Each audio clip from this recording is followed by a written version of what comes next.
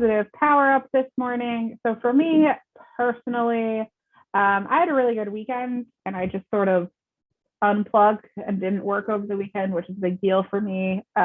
We went to Disney one day, and one day, honestly, just kind of laid around and did nothing. Isn't that crazy? I spent my Saturday getting nothing accomplished. Zero accomplishments. It was very good for me. Passing it forward to Kai.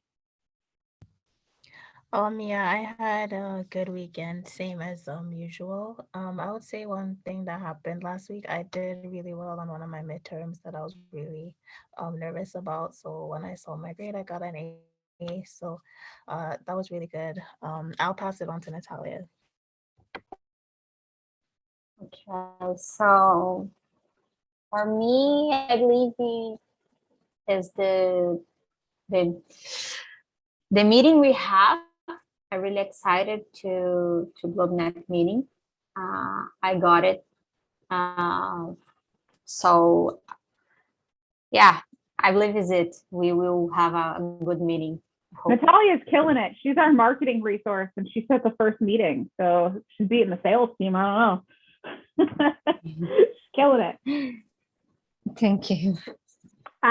Stephanie, positive power. Just one win from the last week. Well, I held a client appreciation event this weekend, and I got some new prospects for my other business, and I actually connected with someone who kind of does things similar to what MKC does. So he said, hey, send me an invite on LinkedIn. So I think it was a good connection to make. Yeah, awesome. Sometimes it can be, a lot of times agencies will outsource back and forth to each other. It's not unusual for us to have like a partnership agreement where we share things back and forth. So last week I sent a message asking people to bring their outbound messaging to this call. Did anybody bring a message that they want to review? If not, I'm just going to run through a different framework for this. Okay, so I will share a framework, and that buys you guys a month to come with your messaging. So this is just kind of what's called a sprint builder. So we talked last week about this part right here, which is identifying. I should probably stop. I can take this out of editing mode. So identifying is understanding who we're talking to. That's our ICPs and our personas. Your ICP is your ideal client profile. So this would describe the types of companies that you work for, whereas personas is going to describe your buyers. But then in here, between identifying and engaging is empathy. That's where you need to deeply understand the problems and aspirations of your buyers. So these people, the personas here, you got to go deep and understand what types of problems are they dealing with and what do they want for the future of their company. In our case, since everybody here is MKC, that's going to be like founders primarily, owners, and their problems are usually they're stretched too thin, they're trying to do too many things, and their aspirations are usually around their own time and their revenue. They want to make money and they don't want to be too crazy busy all the time. Then engagement is going to be email, cold email, personalization, cold calling, and sequencing. So sequencing is like all of it, right? That connection requests, LinkedIn messages, calls, emails, whether they're warm or cold, everything. Then in between engagement and conversion is some objection handling.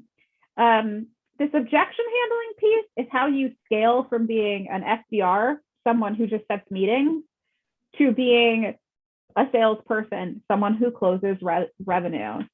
Then conversion is all about effectiveness. Now that effectiveness goes back to empathy. It is how effective we are at solving their problems and getting them closer to their aspirations. Ultimately, this whole chart is about value. It is, can you bring value to your target? And that's what it all comes down to. So then in terms of building these ideal client profiles, personas, and understanding empathy, it's knowing kind of the pipeline movement. So pipeline movement is like right here in box 1, you'll see qualified rate is less than 66%. So that means like you're having trouble identifying the right person. So if your qualification rate is less than 66%, that's typically going to mean that you're not doing a good job in identifying your ideal client profile. That's like a symptom of the problem. The problem is your ideal client profile isn't tight enough, but the symptom is that like you're meeting, not everybody's qualified. A 2 would be you're moving more into like a qualified rate of 67 and 90%. That's good. It's not excellent, but it's good. And then a 3 would be if your meeting qualified rate is greater than 90%. That means you're rocking it. You're doing a great job. You've got this nailed. Personas, you could be doing a 1, a 2, or a 3. In 1, it means that you can't identify them. You don't know what you're looking for. 2 is that you understand the titles, but you might not have the ability to anticipate where everybody sits in the chain of command. So in a 2, it's like, you know what the titles are, but you don't understand how they map. Are they a buyer? Or are they an influencer? Are they just a champion? Who are they? And then 3 is like, you get it. You get your personas. The empathy scale, you got 1, 2, 3 again. 1 is you're not clear with your prospects, what their problems are, or why they should see value in your solution. 2 is that you can speak to your prospects' day-to-day responsibilities and problems as they relate to your solution, but you might not quite be able to like map it all. And then number 3 is that like you get it, you get their business, and you know how to map all of that to our solution. And then you've got a rating system too for cold email, personalization, and cold calling. So number 1 with cold email, it's like you're writing each email from scratch every time, taking up a lot of time. And then a 2 would be that you're getting response rates between 1 to 5%. You have some templates, but they might not all work. And then number 3 is like you have templates for every cold email you've ever sent. You're consistently landing great meetings, and you have response rates greater than 5%. So you can see like all the way through kind of how you're rating things. And I'll send this to you guys. You're supposed to rate yourselves so that I can help coach you on your weaknesses and better understand your strengths. Does that make sense to everybody? Cool. I'm going to drop it into chat right now so we can move on. General. Stop sharing.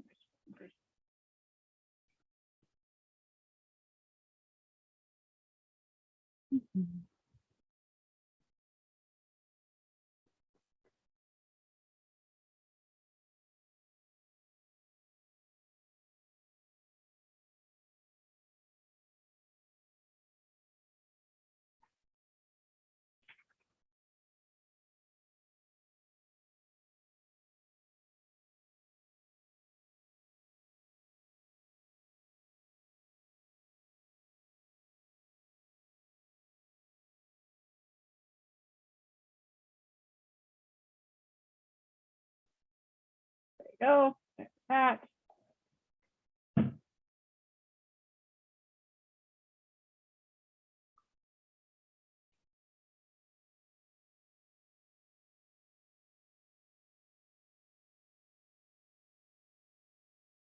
Okay, so that's like your grade yourself format to let me know where you're at. Then we're going to kind of like jump right back to where we left off last week, which is drafting your cold emails, right? So we've already worked through all this where we now know our prospects, right? We get them, we understand. Drafting that cold email is all about this framework here. which is attention, getting the prospect's attention with relevant results. So that looks like the customer going from what could be in this for me to this looks interesting, I want more information. What you need to do is focus on the result that our solution creates for our customers and the problem it solves. So let's talk about the problem we solve for. If we're talking to the owner of a B2B technology company, what types of problems are they having in their day-to-day basis that they might want to talk to us about? It's difficult to them to speak with people that's no tech.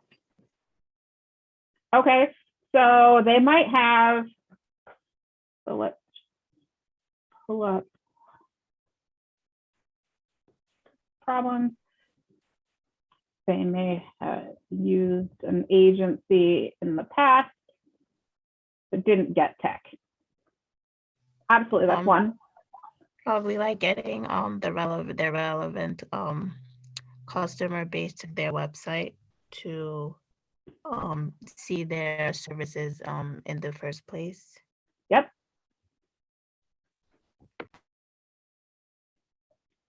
So the types of problems we're talking to people about is often going to depend on where they are in their own cycle, right? So when we talk to startups,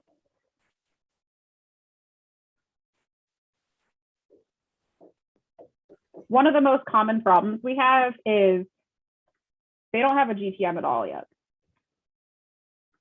They just have a product. They know there's a market. GTM?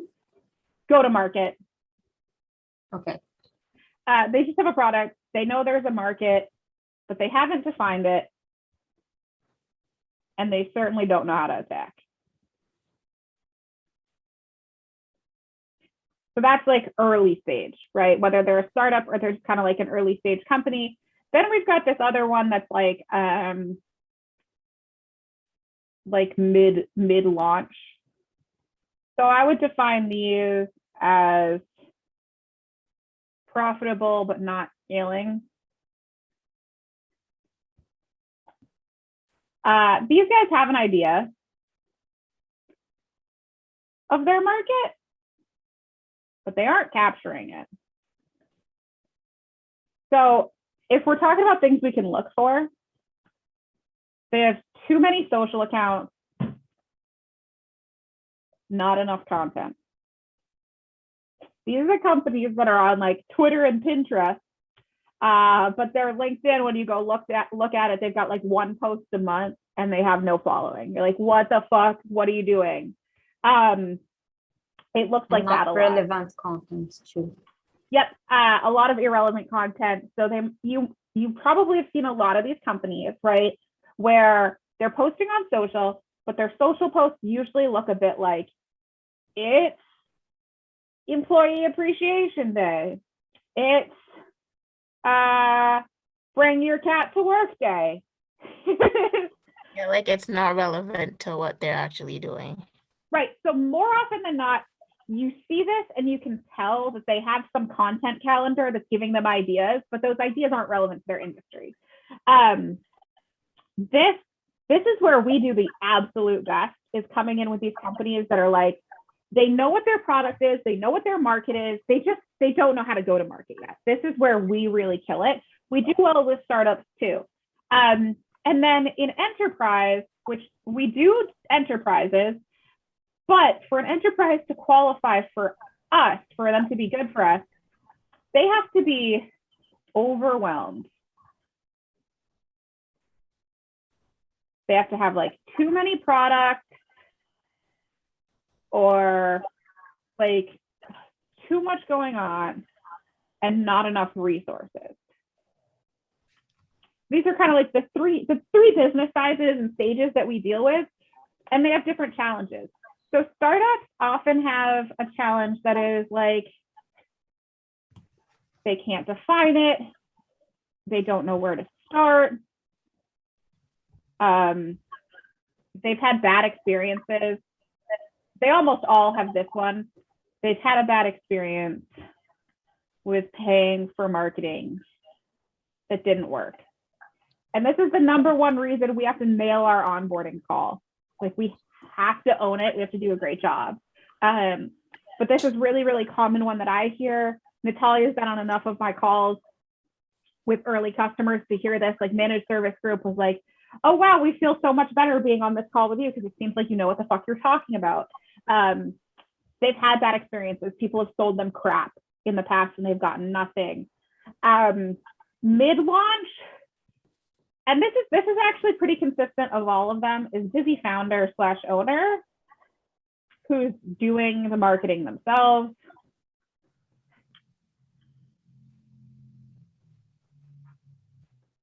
Sometimes they think they're good at it. Just like a note for you guys to have, we want to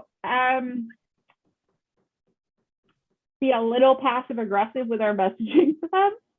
We want to point out that it's not as good as it could be, but without really insulting them and being like, this is just shit, right? Because a lot of times these founders, they want to feel like they're doing a good job. So we usually want to start at a place that's like, you're doing the best you can as a busy founder, but your marketing would be 10 times better if someone were dedicated to it.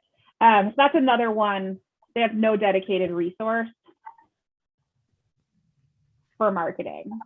So then mid-launch, this is usually, they might have one marketing person, usually an outsourced person. This typically looks like a graphic designer, web developer, content writer, but they aren't owning the strategy. Founders still own strategy and they still suck at it. Again, they're doing the best they can as someone spread too thin. So at the core of what we do is a theory about unique ability. Raise your hand, well, most of your video off. So who knows what unique ability is? I don't know. I'm sorry, who knows what?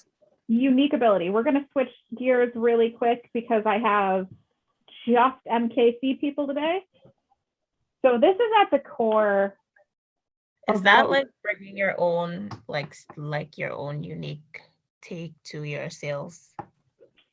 So unique ability is a strategic coach concept, which is that, let's see if I can find this scoring thing. This is a whole rabbit hole we're not going to jump all the way into right now, but I'm going to see if I can find my scorecard without logging in. Find out. No. See if I can log into my strategic coach so you guys can see. So the concept is basically that you can't be good at everything all of the time. It actually will kill your business. Thinking that you can do all of it will kill your business. So if we go into my tools here, there is unique ability in here somewhere. There's a lot of tools. These are tools for entrepreneurs. Yeah,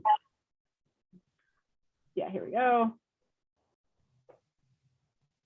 So when we look at this PDF, which I need to switch to show you.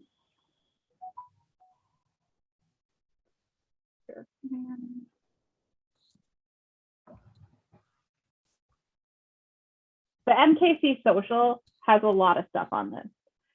But what it looks like is at the top left, you have unique ability activities. These are things that you have superior skill at, that you're passionate about, that fill you with energy, and you're constantly improving at. So for me, that is lead generation and content writing. Those were like my original two unique abilities that I've had for the last 6 or 7 years.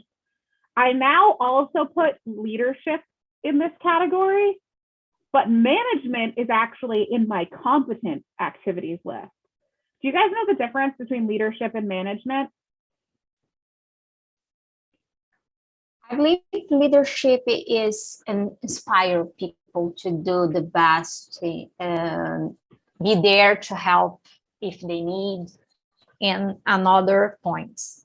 And management is to be able to manage the project, to manage the idea, to make the thing happen. Yep. So the cheat code, right, is that leaders lead and managers manage, right? So a leader is someone who inspires and aligns their people to a common goal. It's that person that, like, when you talk to me, if you walk away feeling empowered and with energy, I feel like I did a good job as a leader, because you feel encouraged to do your job. A manager is someone who kind of gets down into the deep end of the criteria. You might not always walk away from a meeting with me feeling like your job is any clearer.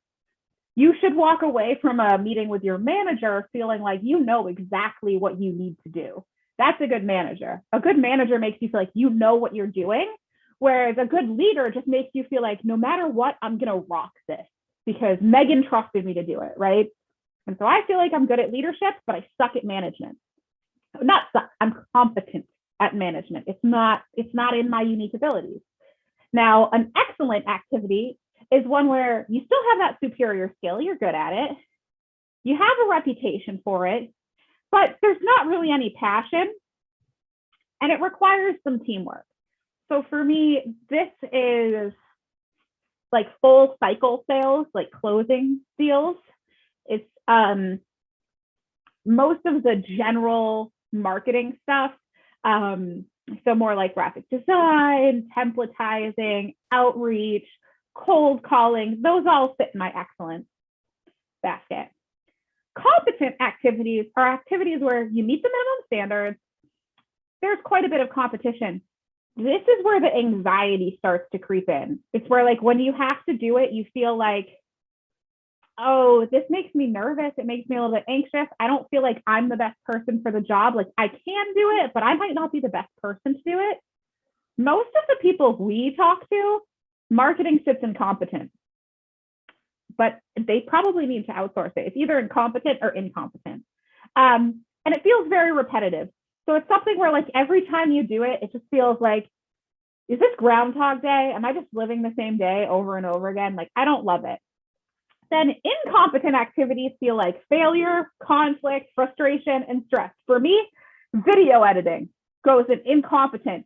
I would rather throw my computer through a window than edit another thing of video ever again in my life. I outsource that to other people. Other incompetent activities for me include deep, complex graphic design, web development. That's why I have other people that do those things. So the whole concept of unique ability is that this top left, this should be 80% of your time. 80% of it should be spent right here. 15% of your time should be spent on excellent activities, and you should either commit to improving or outsource. So here, you commit to these, own them. Do not outsource. And the most important thing here is actually passion and energy.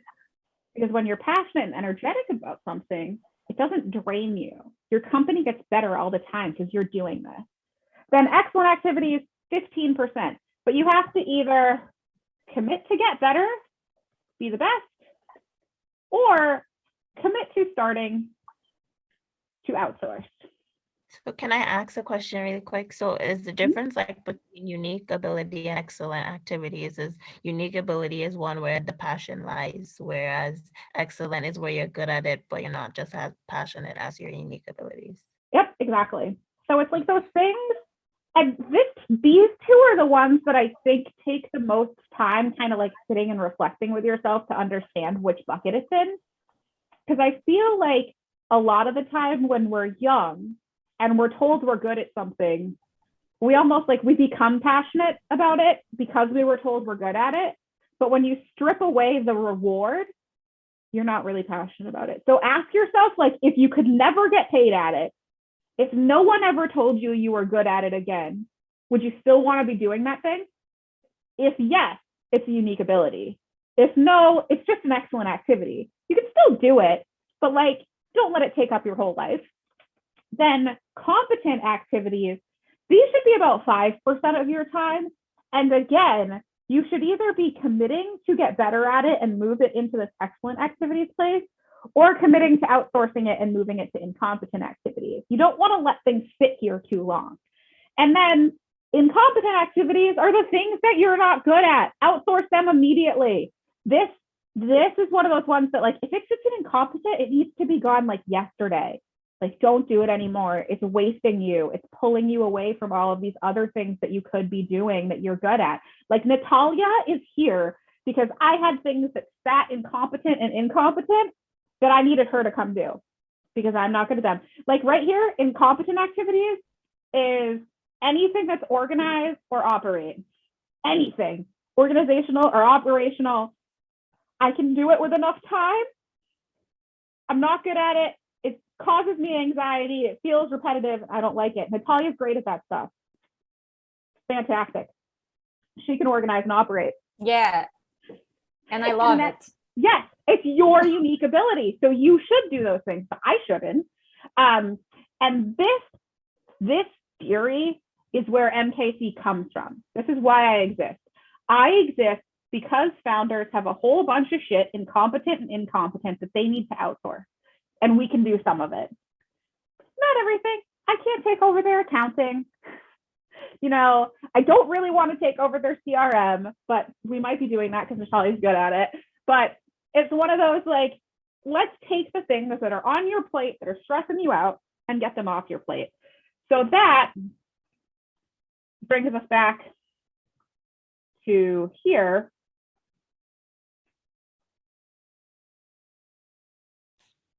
Which is like, what is the problem we solve for? Ultimately, regardless of what size they are, the problem we solve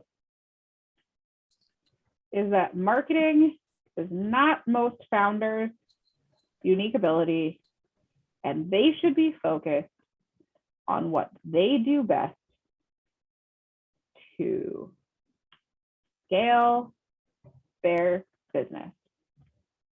You cannot scale, we cannot scale, no company can scale until the visionary entrepreneurial head of the organization is focused on running the business and not everything else.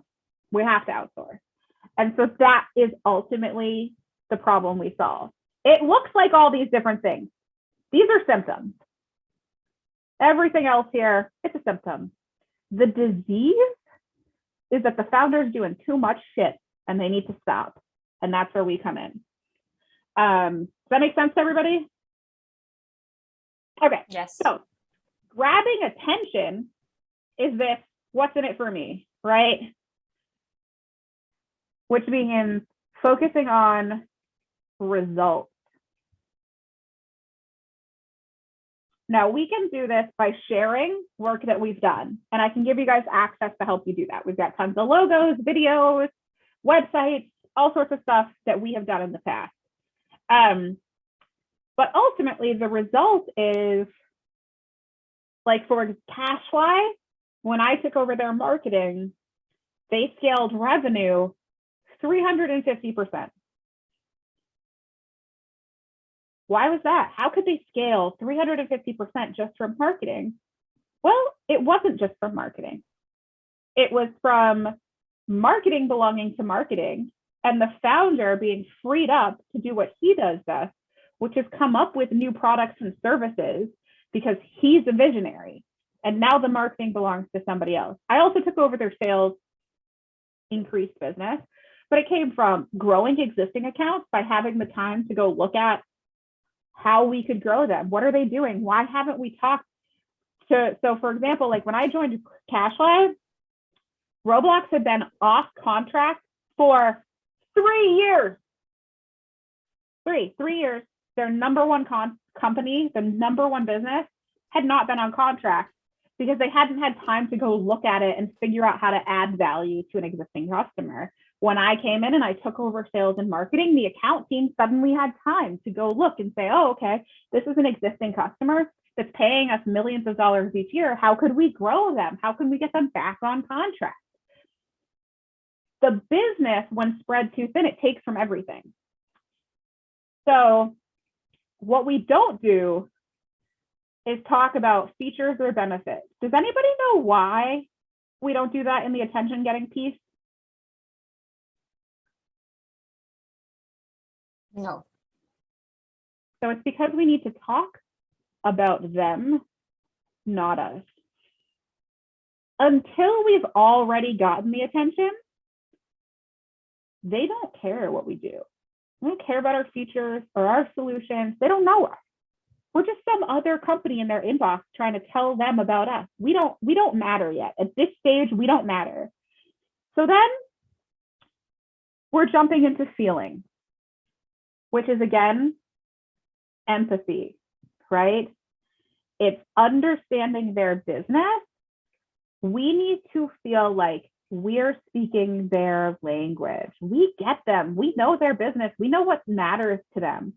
So this often looks like talking about revenue, talking about scaling, talking about industry challenges.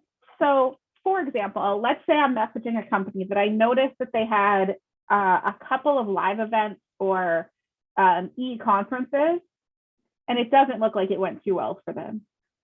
So my messaging might say something like, are you sick of wasting your marketing budget on these digital events that never pay off, take up the entire marketing team, and keep you in cycles of building for months, only to net you a couple of leads that never convert? Oh my God, I'm speaking their language. I get it. That's what they've been struggling with. Then you want to lead with their pain points, frustrations, and challenges. This requires first doing the groundwork to know what those are, right? So it takes a little bit of research to say, oh, okay, like Natalia, when you brought me GlobeNet, the reason we got that meeting was because you went in already knowing what their challenges are. You were like, these guys, they need help with graphic design. Their graphic design team sucks. They need help with these other things because they're under-resourced in their marketing department, right? They looked like the enterprise one, right? It's like they have a marketing team, but the marketing team's overwhelmed, too much going on and not enough resources. But you already knew that, which is what made you so successful talking to them. If we don't know their prospects, their challenges, we need to pay really, really close attention during discovery. But the problem is getting someone into a discovery call when you don't already know their challenges is going to be like trying to climb a mountain without gear. You have to kind of know the challenges first. That's why we have to do research. Then target typing, which is providing context and showing that our research was intentional through personalization.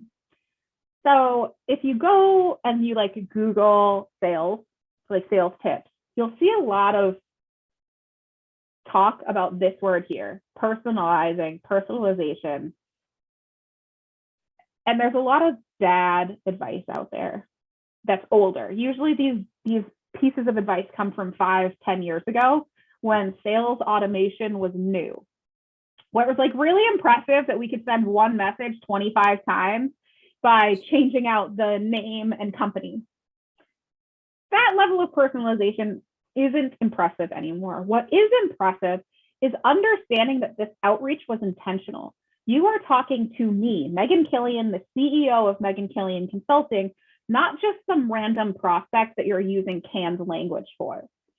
So this is saying something like, I saw your recent article about X. Loved your point, but wanted to add and then add a little bit of value. This works really well on those like enterprise size customers where they already have a marketing team, but you can see that there's holes in their marketing. So you're like, I loved your article about email outreach, but I noticed you guys don't have any major LinkedIn presence.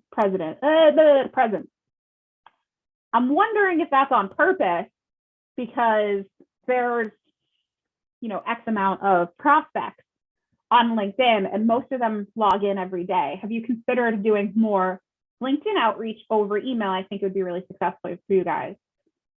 That makes it seem like you reached out to that person on purpose. You didn't just send them a canned message. You looked into their current strategy and provided some value. And then the extreme focus part, this is hard, okay? This was the part that was the hardest for me when I first became an SDR, because it's like, okay, I did all this research, all of it to get these 3 pieces. I looked at their website, I looked at their LinkedIn presence, I figured out who all of their executives were. I spent hours on these people. And now I have to put that all into a couple of sentences. Because if your message is too long, they're just not going to read it. They're busy people. So how do I follow what I call them the 3 C's, right? So it's got to be concise, compelling, clear. Clear, concise, compelling, right? Clear means that there's no way I could misunderstand your message. This is really, really hard when English is your second language and it takes practice. Lean into Grammarly and Hemingway to give you insights about your writing, right? So Grammarly will catch if you have grammatical or spelling errors. What Hemingway does is it tells you if you're writing above your prospect's head. So like for Kai and Nathan, who've both been through college, you're going to want to use Hemingway because it's going to tell you when you're writing at like a college level instead of the recommended like 4th or 5th grade level. Don't write above your prospect. And then Grammarly catches when you just make silly mistakes in your writing. So that's the clear part. Make sure what you're saying can't be misconstrued. Concise. Cut out any filler. Don't use words you don't need. Keep your word count as short as humanly possible. If it doesn't need to be said, don't say it. Then compelling. That question is just like, would I take action if someone sent this message to me? The concise and compelling piece also means that you are making your call to action obvious. Don't make people guess at what you want them to do. Like, okay, I liked this girl in this message. Now what? What does she want from me? There's some cool ways to do that, right? So like, I've moved away from asking for meetings. I just don't do it. I ask for meetings in like my 4th or 5th message in a sequence. And using that method, more often than not, people ask me for the meeting before I ask them, which is a very different place to come from. When someone asks me for a meeting, they're likely to show up and they feel like they're asking me for my time. Jedi mind trick, guys. I didn't ask them for their time. They asked me for mine. That's way better. It's a way better place to be. So instead, I do things like say, if you found this message interesting and you want me to send over a bit more advice, reply funny. Or I usually try to find like my code word to be something relevant to their business. So I'll be like, reply semiconductors, or reply pop infrastructure, whatever it is. Like I try to just make it like a cute play on what they do.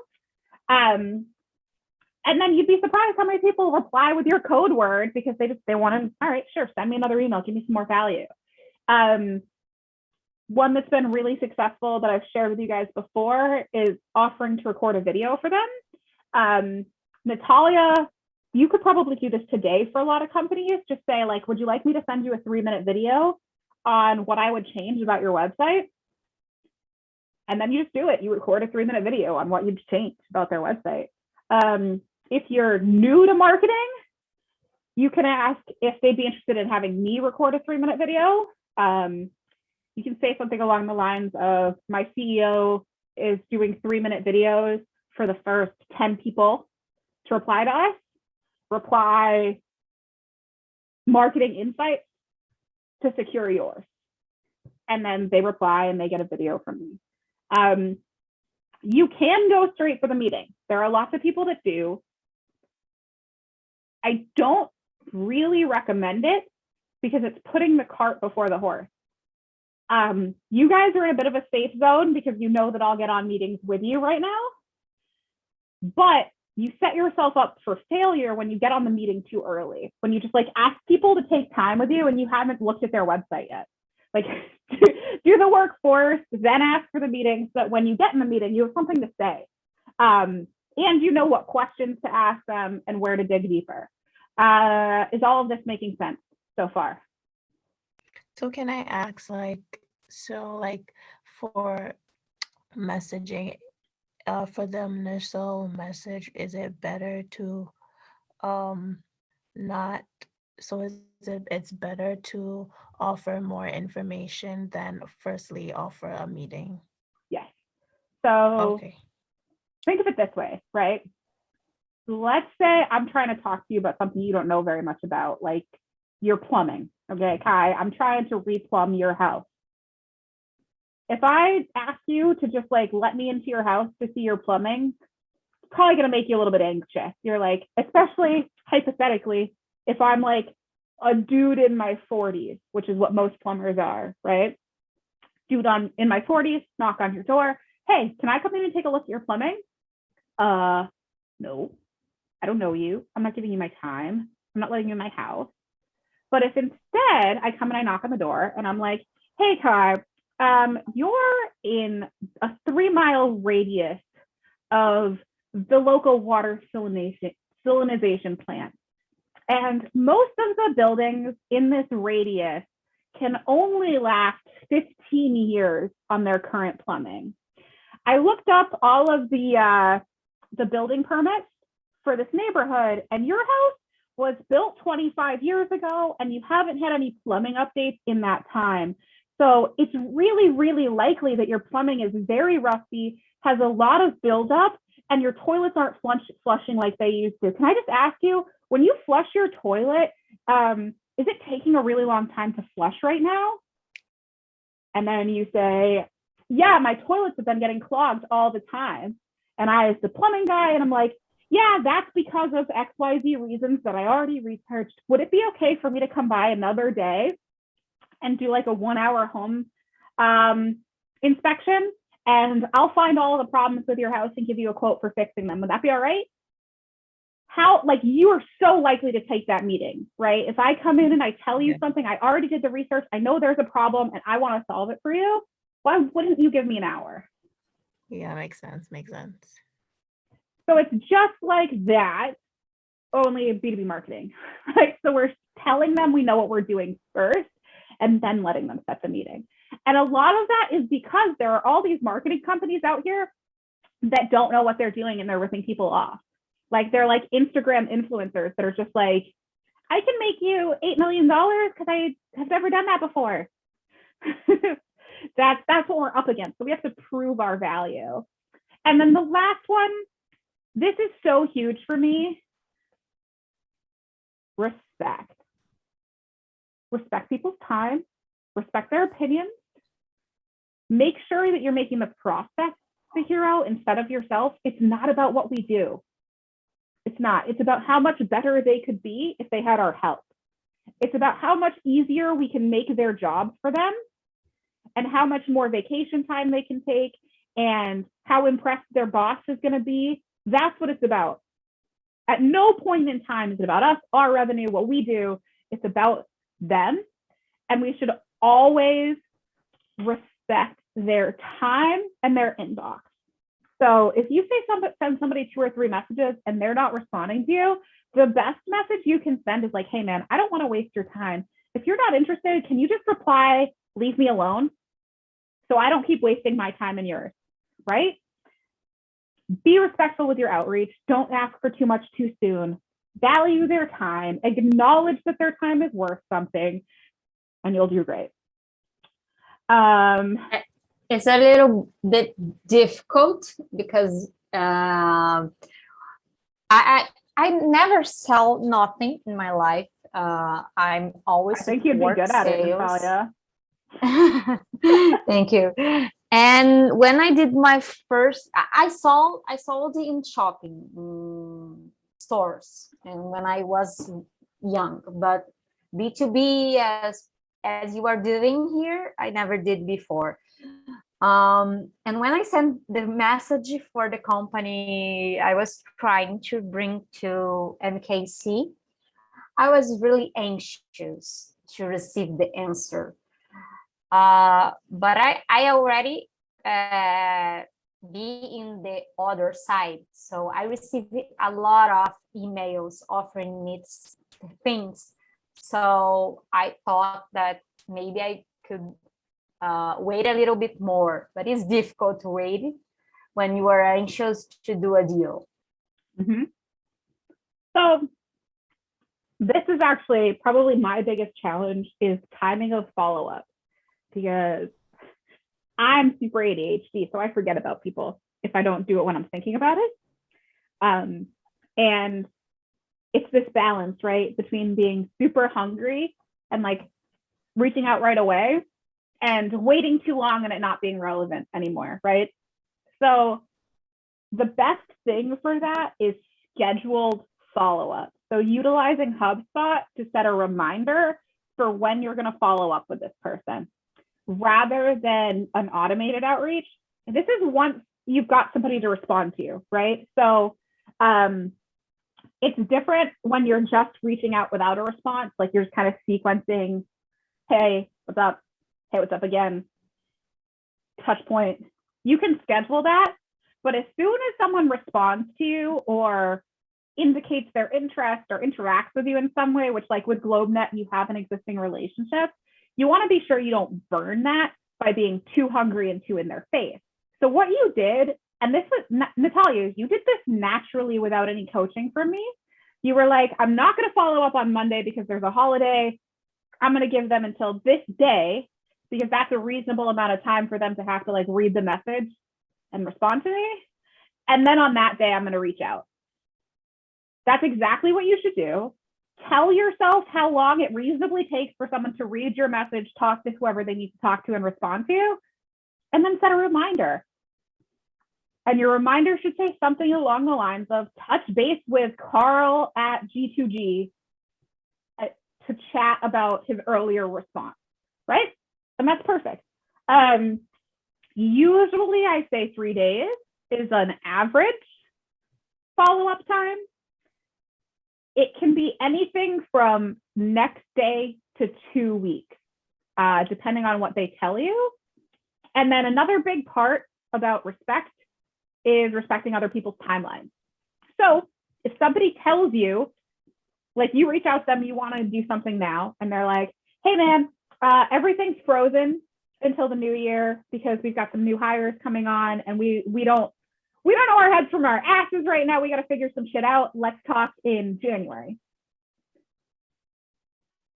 That notification, that reminder for yourself in HubSpot for January, because that's when they told you to talk to them. Now, good objection handling would be, I totally hear you. You're sorting some stuff out. You're not going to have a final answer till January, or you're not going to really have a feel for things until January. Would it be okay for us to reconnect midway through December so I can just get a feel for where you are in your process and maybe I can help? That's good. As salespeople, we should always be trying to move people a little bit closer to us. Like if they say January, we should pivot and be like, well, what about November or December when you've already gotten a little bit of a feel? And it's also different in like how you approach it should depend on your background, right? So Natalia, given your role at MKC, I don't expect you to do a ton of outbound. What I see you doing is outbounding to companies where you see like a real value we could bring to the team, like you did with GlobeNet, where you're like, we can help them. I know that we can help them. So you should just be on the lookout for those companies, right? Where you're like, I would say a really good ideal fit would be South American companies that want to go global, or global companies that want to get into South America. That would be where like, obviously we can help them. For Kai and Steph, where you guys are in more of a sales role, you should be more persistently outbounding to a larger threshold of people where you might not know if we can help them yet, but you're hoping we can. It's just slightly different perspective based on your role, right? Okay, does all this make sense? I think with me, Yeah. like when researching, I'm like looking at the companies like right now, like through LinkedIn and stuff, like to see like what resources or like what like staff, if they have any, to see like if they need, like if they would need MKC like or not.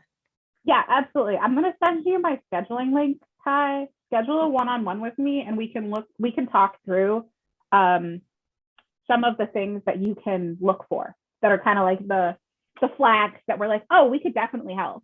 Yeah. Just for this meeting, I'm going to show you guys, because we're almost to the end. We've only got 6 minutes left. I'm going to show you guys a really quick thing that I do. So pick something that is B2B technology that you think you know a little bit about. Natalia, Kai, Steph, one of you. Something you know a little bit about that's B2B technology. I'm sorry, Megan, my connection broke down here. You're okay. So for B2B, Natalia, what? I would say, like, let's say Brazilian infrastructure internet, right? Natalia knows about the internet in Brazil. So we are skipping the first page of results. We're not helping people on the first page. They know what they're doing. We're going to page 2. All right, so Mason's Encyclopedia looks like it doesn't matter. Routers, maybe. Marsh McLennan, maybe. Oh, this looks good. Nick.Brazil. Oh, yeah, these look like somebody we would definitely want to talk to. So that's prospecting. Then we go down. World Bank And data. let me share one thing with you. Nick is the regulation organ about internet in Brazil. They are the most important about internet. So Yeah, so we would want to more so follow these people and talk to the companies that interact with them, less them themselves. But we definitely want to like watch them to see who cares about infrastructure in Brazil, right? This one might be interesting. Nothing else interesting. Go to the 3rd page.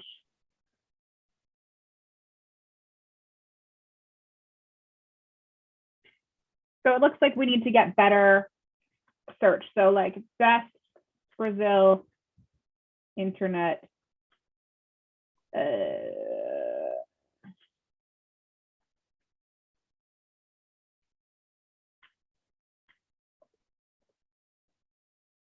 So we want to skip page 1 again, jump to page 2. And we find this is going to be a construction company, but construction companies are sometimes B2B, so they might be good for us. Autodesk. Actually, Autodesk could be a great contact if they're trying to build their footprint in Brazil. They're a software company and they're a well-known one. They're enterprise, but then we'd go look at their website and see if maybe they have some things that are not going as well. Maybe they need help with a specific product or a specific region. What's this? They look like they're just like at least this is like a blog site. It looks like these guys are paying, right? They're paying, but they're still on the 2nd page of Google. So this would be one that we'd probably find worth reaching out to. These guys, data center construction. This is really rapid without me doing a ton of research, right? But this is a method, a tactic I use to find prospects. I find something that like, so managed services group, Natalia, they came from me looking for managed services in Orlando. And I was like, huh, and I messaged everybody on pages 2 and 3. Bayshore's another one I reached out to. I used to work for this company, Taylor Works. I talked to IT on Demand. I talked to these guys. I talked to these guys. I'm pretty sure Managed Services Group is on the 3rd page. But this is a really good way to do it because you make the search something you feel like you can help them with. So you just kind of pick the thing you want to do a little bit of research about, then search for that, and you can reach out to companies that are on like page 2 all the way through to page 5 or 10, depending on how robust that search is. So the more niche the search, the less results there's going to be. And keep in mind, what companies really want to be is the first 3 non-advertised results. So 96%, I think, was the last stat, or it might be 80%. Look up those stats for your messaging. But these 3 results right here, the top 3 results on page 1, that's where 80% of internet traffic comes from. Search traffic, global internet search traffic are the top 3 results. 96% stay on page 1. So they don't make it past page 1. If you're on page 2 and you can get to page 1, that means you're getting 10 times the search traffic. So that is one really good way to find the prospect. And then once you do that, you go to their website and you find a couple of things you can critique. So like, for example, let's say we were going to Managed Services Group because I already did their website review. When I got here, I was like, hey guys, you don't have a call to action above the fold. The results come out every year, like what the stats are on this, but it's like 70% of visitors to your website don't get any further than this if there isn't a clear call to action. And most people click right to a pricing page if it exists. If it doesn't exist, they might click to about, but without a clear call to action here, nobody is going to do anything. They're just paralyzed, like, I don't know, what am I supposed to do? All right, guys, has this been helpful? Yes, thank you. It helped a lot. Yes. Awesome. I'm going to paste this framework and the problems we talked about today into the chat so you have it. Anything else you guys need from me? Can you send me like your scheduling? Yep, I dropped it to you directly. Okay. All I right, have guys. I have Oh, a yep. quick question. I have a company that I was looking at, it's kind of local, and I was trying to figure out how I could find value for them. Should I just message you later for your opinion on that? Yeah, send me their website. Okay. All right, guys. Yeah, send me their